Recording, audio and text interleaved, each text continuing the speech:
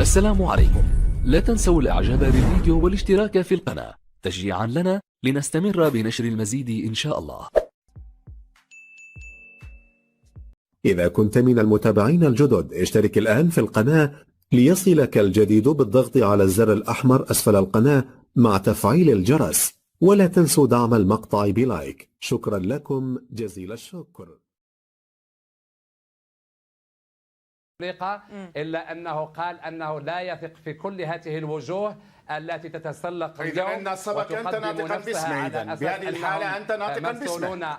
بهذه الحالة أنت الذي تنطق باسم الشعب، أنت الذي تعرف ماذا يريد الشعب.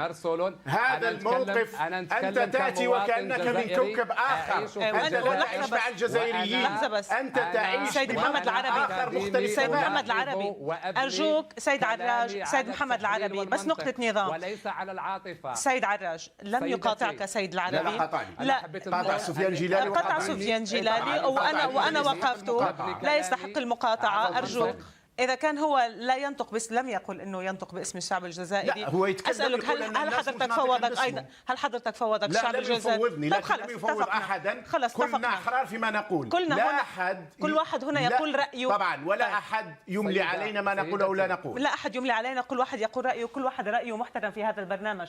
تفضل دكتور عراج.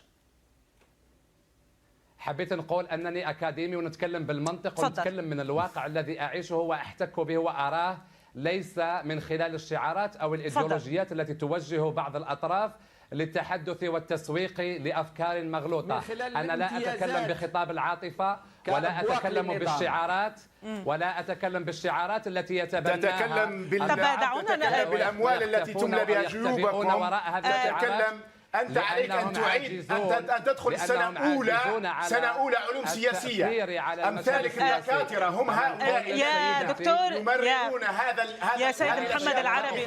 لا يا سيد محمد العربي، لا يعني يا سيد محمد العربي أرجوك، لا هذا المكان منه هذا لا تقبل وأنت حر، ولكن لا توجه له اتهاما بقبض رشوة أو باستلام أموال في هذا البرنامج. إما أن تعطي هذا الدليل أو أن تسمع رأيه باحترام. هذا مكان للحوار السياسي.